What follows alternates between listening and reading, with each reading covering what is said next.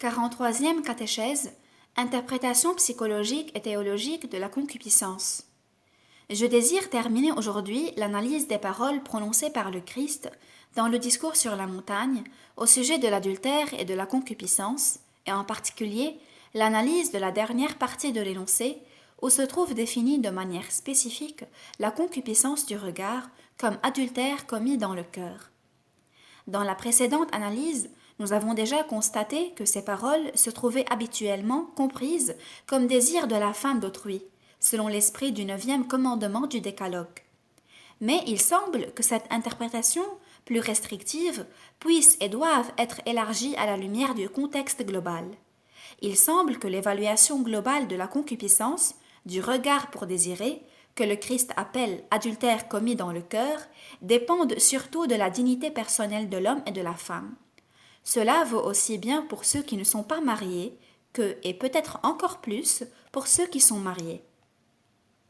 L'analyse que nous avons faite jusqu'ici de l'énoncé de Matthieu 5, 27-28, vous avez entendu qu'il a été dit « Tu ne commettras pas d'adultère ». Mais moi, je vous dis, quiconque regarde une femme pour la désirer a déjà commis l'adultère avec elle dans son cœur. Montre la nécessité d'étendre et surtout d'approfondir l'interprétation qui a été faite antérieurement par rapport au sens éthique qu'un tel énoncé contient. Arrêtons-nous à la situation décrite par le Maître, situation dans laquelle celui qui commet l'adultère dans le cœur par un acte intérieur de concupiscence, exprimé par le regard, c'est l'homme. Il est significatif que le Christ, en parlant de l'objet de cet acte, ne souligne pas qu'il s'agit de la femme d'autrui ou de la femme qui n'est pas la propre épouse. Il dit d'une manière générale la femme.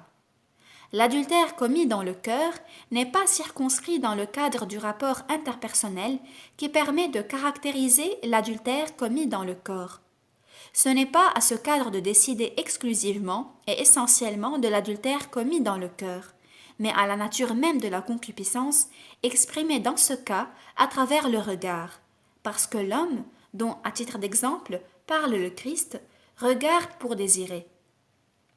L'adultère dans le cœur est commis non seulement parce que l'homme regarde ainsi la femme qui n'est pas son épouse, mais précisément parce qu'il regarde ainsi une femme. Même s'il regardait la femme qui est son épouse, il commettrait le même adultère dans le cœur. Cette interprétation semble prendre en considération, de manière plus vaste, ce qui a été dit sur la concupiscence dans l'ensemble des présentes analyses, et en premier lieu sur la concupiscence de la chair comme élément permanent du péché de l'homme. La concupiscence qui, comme acte intérieur, naît de cette base, comme nous avons cherché à le montrer dans l'analyse précédente, change l'intentionnalité même de l'existence de la femme pour l'homme, en réduisant la richesse de l'appel éternel à la communion des personnes, la richesse de l'attirance profonde de la masculinité et de la féminité, à la seule satisfaction du besoin sexuel du corps, auquel semble se lier de plus près le concept d'instinct. Une telle réduction fait que la personne, dans ce cas la femme, devient surtout pour l'autre personne, pour l'homme, l'objet de la satisfaction potentielle de son besoin sexuel. On réforme ainsi ce pour réciproque qui perd son caractère de communion des personnes au profit de la fonction utilitariste. L'homme qui regarde de la manière décrite dans Matthieu 5, 27-28 se sert de la femme, de sa féminité, pour satisfaire son propre instinct. Bien qu'il ne le fasse pas par un acte extérieur, il a déjà pris une telle attitude en lui-même en décidant ainsi intérieurement par rapport à une femme déterminée. C'est en cela que consiste précisément l'adultère commis dans le cœur.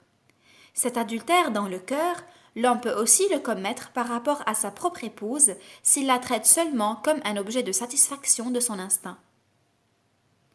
Il n'est pas possible d'arriver à la seconde interprétation des paroles de Matthieu 5, 27-28 si nous nous limitons à l'interprétation purement psychologique de la concupiscence sans tenir compte de ce qui constitue son caractère théologique spécifique, c'est-à-dire le rapport organique entre la concupiscence comme acte et la concupiscence de la chair comme disposition, pour ainsi dire, permanente qui découle du péché de l'homme. Il semble que l'interprétation purement psychologique ou bien sexologique de la concupiscence ne constitue pas une base suffisante pour comprendre le texte du discours sur la montagne. Si, au contraire, nous nous référons à l'interprétation théologique, sans sous-évaluer ce qui, dans la première interprétation, l'interprétation psychologique, reste immuable, celle-ci, l'interprétation théologique, nous apparaît comme plus complète. Grâce à elle, en effet, la signification éthique de l'énoncé, clé du discours sur la montagne, auquel nous devons une dimension adéquate de l'éthos de l'Évangile, devient plus claire. En annonçant cette dimension, le Christ reste fidèle à la loi. Ne pensez pas que je sois venu abolir la loi ou les prophètes. Je ne suis pas venu pour abolir, mais pour accomplir. Matthieu 5, 17. Il nous montre, par conséquent, combien il nous faut descendre profondément, dévoiler complètement les recoins du cœur humain, pour que ce cœur puisse devenir un lieu d'accomplissement de la loi. L'énoncé de Matthieu 5, 27, 28, qui rend manifeste la perspective intérieure de l'adultère commis dans le cœur et qui, dans cette perspective, consacre les voies justes pour accomplir le commandement « Tu ne commettras pas d'adultère », en est un thème particulier. Cet énoncé, Matthieu 5, 27, 28, se réfère en effet au contexte où il s'agit particulièrement de la pureté du cœur, Matthieu 5, 8, expression qui, comme on le sait, a une grande signification. Nous aurons également l'occasion de voir ailleurs de quelle manière le commandement « Tu ne commettras pas d'adultère » qui, en ce qui concerne la manière où il se trouve exprimé et dans son contenu, est une intervention univoque et sévère, tout comme le commandement « Tu ne désireras pas la femme de ton prochain » Exode 20, 17 s'accomplit précisément à travers la pureté du cœur.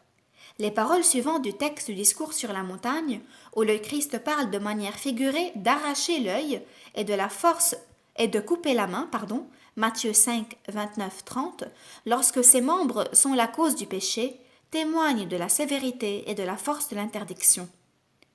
Nous avons constaté précédemment que la législation de l'Ancien Testament, même si elle abonde en punitions pleines de sévérité, ne contribuait cependant pas à donner un achèvement à la loi, car sa casuistique était marquée par de multiples compromis avec la concupiscence de la chair.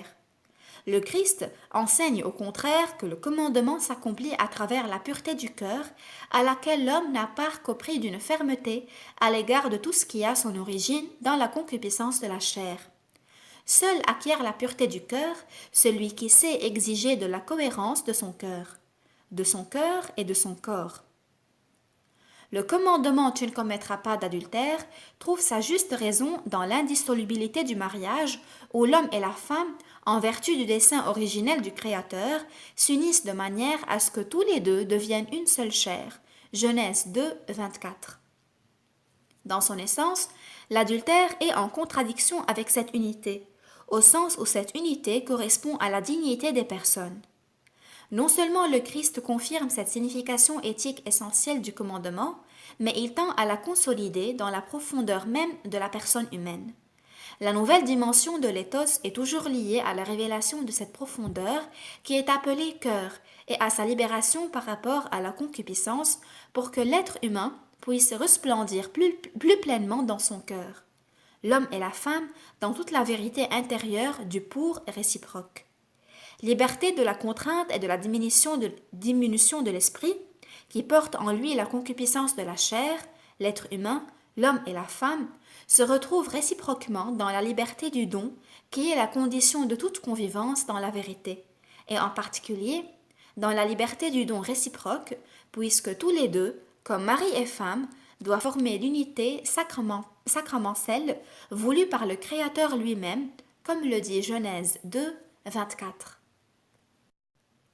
L'exigence que le Christ, c'est évident, demande à tous ses auditeurs actuels et potentiels dans le discours sur la montagne appartient à l'espace intérieur où l'homme, précisément celui qui l'écoute, doit voir de nouveau la plénitude perdue de son humanité et vouloir l'acquérir de nouveau. Cette plénitude dans le rapport réciproque des personnes, de l'homme et de la femme, le Maître la réclame dans Matthieu 5, 27, 28, en ayant surtout à l'esprit l'indissolubilité du mariage, mais aussi toute autre forme de convivence des hommes et des femmes, de cette convivence qui constitue la trame pure et simple de l'existence. Par sa nature, la vie humaine est coéducative et sa dignité et son équilibre dépendent à chaque moment de l'histoire, à chaque longitude et à chaque latitude géographique, de celle qui existera pour lui et de celui qui existera pour elle.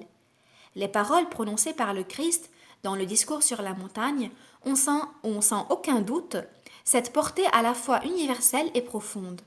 C'est seulement ainsi qu'elles peuvent être comprises dans la bouche de celui qui connaissait jusqu'au fond ce qu'il y a dans chaque homme. Jean 2, 25. Et qui, en même temps, portait en lui le mystère de la rédemption du cœur, comme s'exprimera saint Paul.